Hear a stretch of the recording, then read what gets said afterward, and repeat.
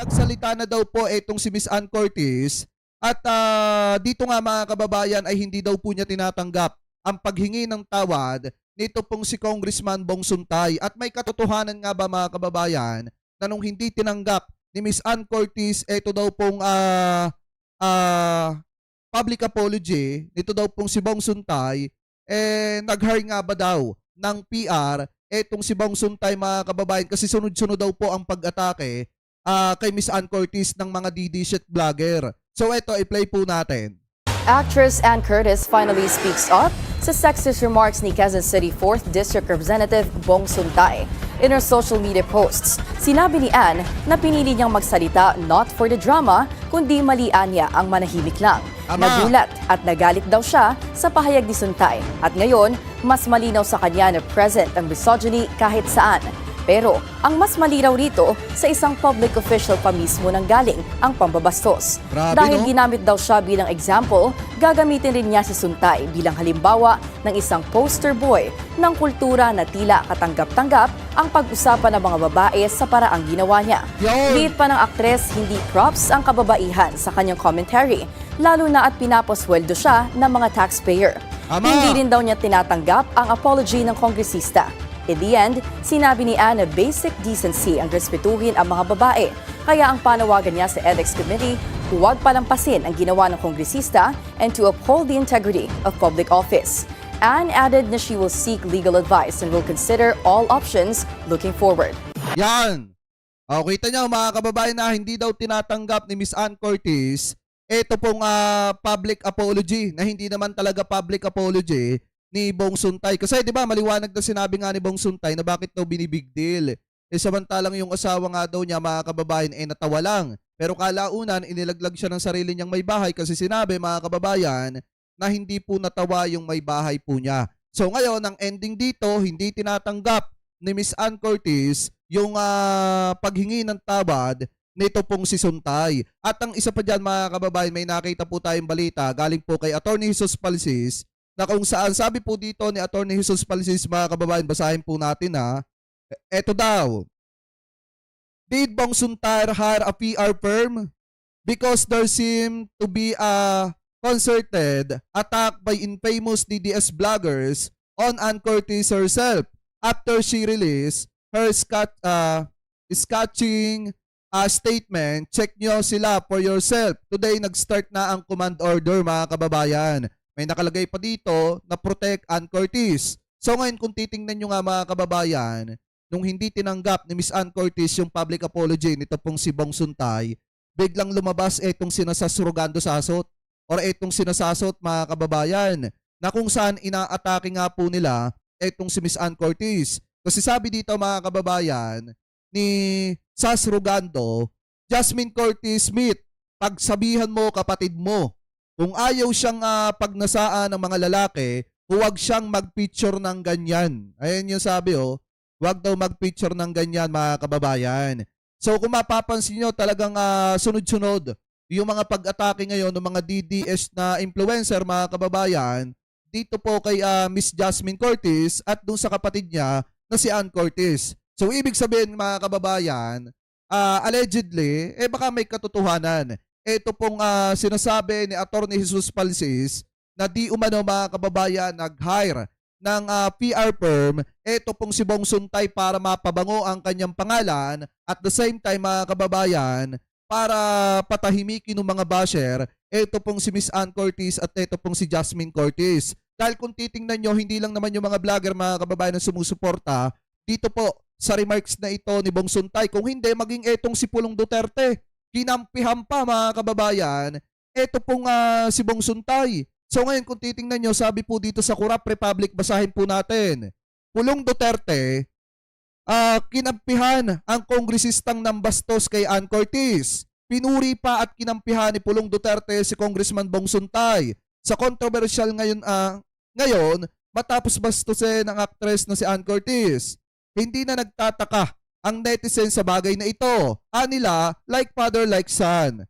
Ang ama nitong si Digong ay kilala rin sa lantarang pangmamaliit at pambabastos na mga kababaihan. Mga bastos na kalalakihang may asawa, anak at kapatid na babae. Mahiya naman kayo. O yan yung sabi dito sa Kurap Republic, mga kababayan, ha. Kasi biruin nyo, saglip na kundinahin ni Pulong Duterte, abay kinampihan niya pa. Sa bagay, mga kababayan, hindi na naman po ito bago. Dahil kung matatandaan nyo noong 2025, di ba, nasangkot din sa iba't ibang klase ng gulo, ito pong si Pulong Duterte, lalo na nung nangharas siya ng isang lalaki dahil hindi lamang napagbigyan na makaiyot yung kanyang mga bodyguard. Di ba, mga kababayan, nung hindi lang mapagbigyan na makabembang, mga kababayan, yung kanyang mga bodyguards, di ba, nanakit siya ng isang lalaki dun sa bar. So hindi na rin nakakapagtaka kung bakit kaysa kundinahin niya, ay mas kinakampihan niya pa yung mga ganitong klaseng gawain dito pong si Bong Suntay. Pero maliwanag po kasi dito, mga kababayan, talagang hindi po tinanggap ni Miss Ann Curtis ito pong paghingi ng tawad, mga kababayan, nito pong si Bong Suntay. Kasi nga naman, mga kababayan, sa glip na mag-public apology ay mas pinili pa ang magsinungaling. So ngayon, mga kababayan, kung titingnan po natin, kung speaking of kasinungalingan, pakinggan po natin itong kasinungalingan, mga kababayan, ni Vice President Sara Duterte. Dahil maliwanag dito na nabaligtad ba itong si Sara Duterte sa mga aligasyon po niya kay Congresswoman Luistro. So ngayon ito, i-play po natin. Di ba kasama po yung asawa doon sa Salin? So, nagtatrabaho pa naman yung asawa ni VP. Oo naman. Oo, nagtatrabaho yung asawa ko. Yun nga isang member ng Committee of Justice, may utang niya na 8 million sa asawa ko. Kaya nga hindi pa nadagdag yun. So kulang yun, yung pinakita nila. Oo, kasi hindi mo man pwede ilagay pa yon kasi hindi pa siya kita. Kasi utang pa lang siya sa iyo. So, Pero matindi, no? May utang na, nag-aakusa pa. diba? Kapal na mukha, diba? Eto malupit, mga kababayan. Pag lumabas na walang katotohanan nito, si Sara Duterte ang makapalamuka. Kasi, mga kababayan, nakaharap ka na nga sa impeachment, abay nagawa mo pang mag-imbento ng kwento at mag-akusa dun sa isang kongresista na namamahala at chairman at may hawak ng chairmanship ng Justice Committee diyan po sa Kamara. Ngayon, mga kababayan, pakinggan po natin ang sagot diyan ni Congresswoman Luistro sa matagal na aligasyon ni Sara Duterte na kahit kailan ay hindi naman po niya napatunayan. Anyway, tuloy pa natin. Kaya nga kami mag-asawa pag tinitingnan namin siya ng mga mga interview niya, sinasabi ko talaga sa asawa ko. Sabi ko, ito ang kapal na mukha, may utang na 8 million, may gana pang bumanat. Ang Council of Record po ng aking asawa sa mga fabricated cases of rape na kanyang pinagkaanan ay si Attorney Nilo Divina ng Divina Law Office and my two good friends, Attorney Johnny Magboo and Attorney Bong Panganiban. Yan. Pangatlo, kung ako man po'y may pagkakautang, ako po'y nakikisuyo, sana po ako'y mapadalhan ng pleading or entry of appearance Tama. o kahit na po anong papel. Bakit wala maipadala si Sara Duterte ng mga pleading, mga kababayan, o kahit anong dokumento o papel para mabayaran ni Congresswoman Luistro kung totoo man na may utang etong si Congresswoman Luistro dito po sa asawa ni Sara Duterte? O bakit hindi man lang, mga kababayan, nagsasalita yung asawa ni Sara Duterte kung may katotohanan yung aligasyon ng kanyang may bahay? Kasi mahirap yan. Kung lalabas na walang katotohanan yan, pati itong si Man Scarpio, mga kababayan, pwedeng isipin ng taong bayan na kasabwat sa kasinungalingan ni Sara Duterte. Di po ba? Anyway, tuloy pa natin. Upang akin pong maunawaan ang naging partisipasyon ng inyong law office sa fabricated cases of rape na naging kaso ng aking asawa.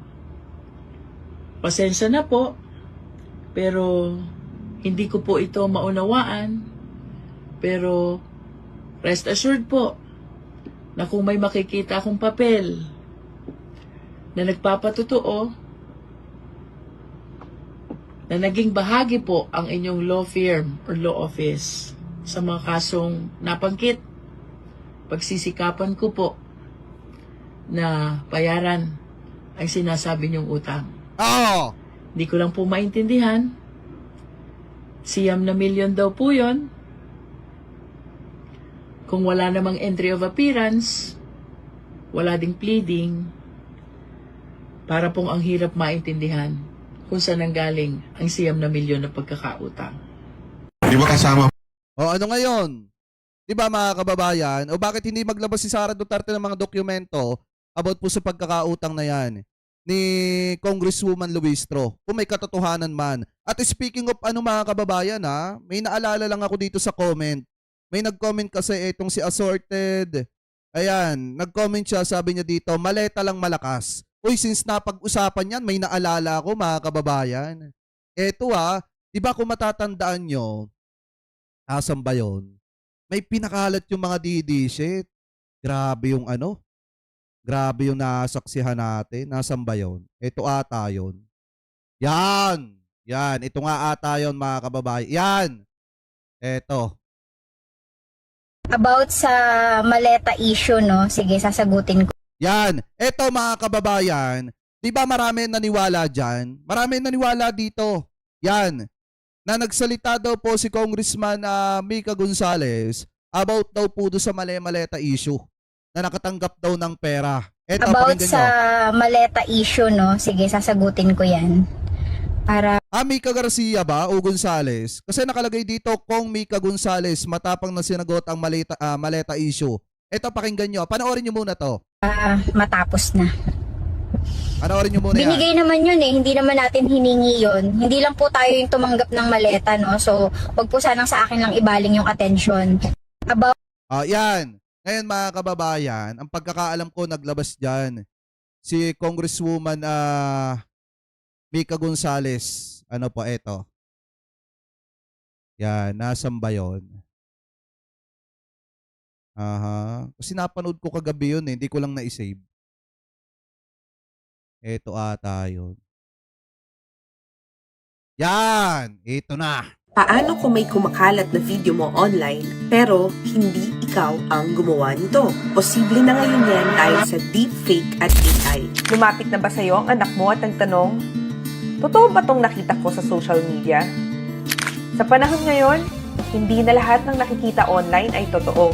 Kayang gumawa ng AI ng mga video at larawan na sobrang kapani-paniwala na pwedeng gamitin para manira ng reputasyon, mangloko ng tao, o magpakalat ng maling impormasyon. Yan o. about sa maleta issue, no? Sige, sasagutin ko yan. Ito yung deepfake mga kababayan. Deepfake AI. At mismong ipapakita rin yung original dito. Para matapos na. Hi, good morning po sa inyong lahat. Maya Payabak po. Tsunta mo po kay San Carlos. Uling at Tintamo Medical Mission in partnership with UH. Kaya naghain si Congresswoman Mika Gonzales ng House Bill 7903, isang panukala na layong labanan ang malicious use ng deepfake technology at maglagay ng mas malinaw na proteksyon laban sa ganitong panlilinlang. Sa ilalim ng panukalang ito, ang mapapatunayang gumagamit ng deepfake para manira o manloko ay maaaring magmulta ng 2 hanggang 5 milyong piso at makulong ng 6 hanggang 12 taon. At sa mas malalang kaso, maaaring umabot sa 10 milyong piso ang multa at hanggang 20 taon na pagkakakulong. Isa ka ba sa napaniwala niyan? O isa ka ba sa bobong DD-shit na nagpakalat niyan? O ano kayo ngayon? O di fake news kayo?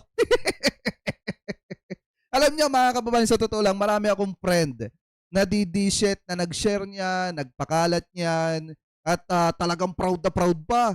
Sinasabi nila, oh grabe, totoo nga yung mali-maletang pera. Kasi nagsalita na etong si Congresswoman Mika Gonzales. Pero mga kababayan, sabi ko nga po sa inyo, kapag ka mga ganyang klase ng video, huwag kayong basta magpapapaniwala, lalo na kung hindi matibay yung sources. O di ngayon, ang labas, fake news. Deepfake. Napaniwala kayo ng deepfake. Di po ba AI? Dahil yung mismong may-ari ng video, mismong si Congresswoman Mika Gonzales na ang nagsalita. Ipinakita yung original at ipinakita yung deepfake mga kababayan. Fake news talaga yung pagkakapakalat ng video.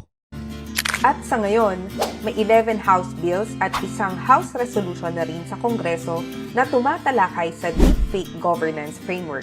Napapanahon ang ganitong hakbang. Huwag nating itolerate ang deepfake.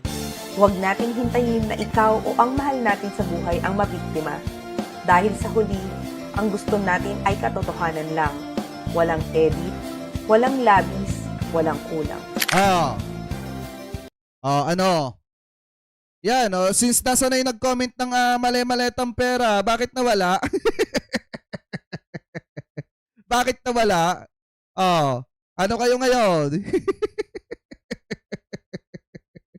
Di ba mga kababayan? Alam mo, hindi na rin nakakapagtaka kung bakit tinatawag ni former Senator Trillanes, mga kababayan, na fake news, kung bakit niya tinawag na Lucy, ito pong si Vice President Sara Duterte. Dahil nga mga kababayan, kahit yung kanyang mga taga-suporta, Lucy rin kung tutuusin, puro ilusyon ang pinaggagawa, puro ka-fake news ang pinapakalat para lang masira ang gobyerno ni PBBM. So ngayon ito mga kababayan, ituloy pa natin itong ating talakayan dito po sa nakita nating video ni former Senator Trillanes kung bakit nga ba Lucy ang alias po ni Sara Duterte. Ito, pakinggan nyo mabuti. Pero itong ating Susunod na ang ating guest. hindi ito nagpapatawa. Hindi. Seryoso ito. Seryoso? itong nampapala. Yan. Walang iba, kundi si Senator Trillanes. Yun.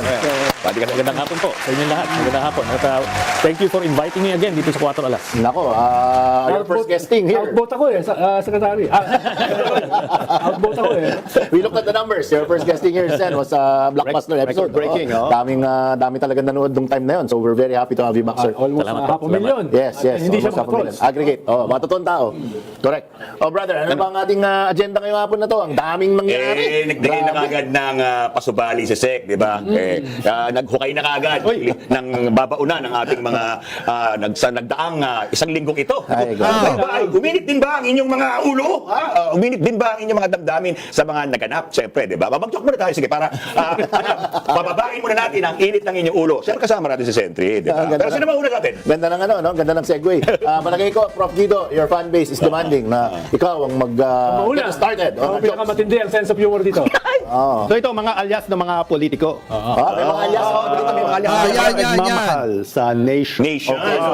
Umanoy. Nagmamahal sa nation. Alias. Una-una si... Sa nation talaga. Nation.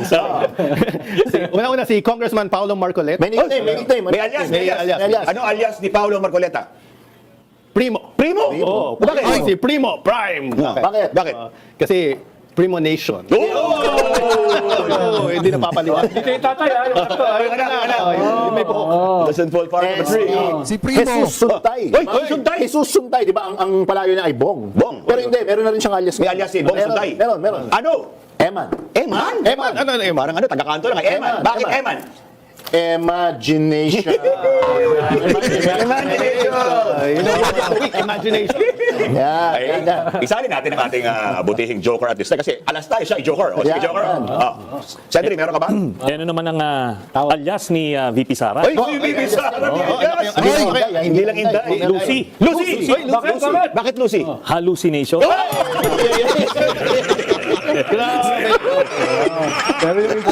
Di ba mga kababayan, hindi na nakakapagtaka kung bakit tinatawag ni former Senator Trillanes itong si Sara Duterte na si Lucy. Kasi nga, puro hallucination ang pinagsasasabi ni Vice President Sara Duterte. Saka ba naman nagkatala yung pandemic ikukumpara mo mga kababayan doon sa gera?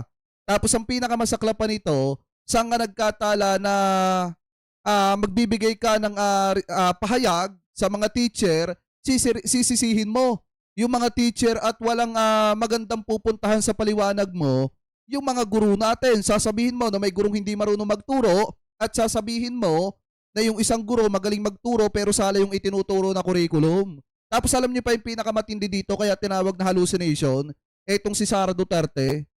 Di ba sinabi niya na yung bisikleta daw mga kababayan, umuubos ng enerhiya. So doon pa lang mga kababayan, makikita nyo talaga na malaki ang pagka-hallucination ni Vice President Sara Duterte. So anyway, mga kababayan, kung kayo po ang tatanungin, ano po ang comment at opinion po ninyo, hingil po dun sa mga topic na tinalakay po natin about po dyan, mga kababayan.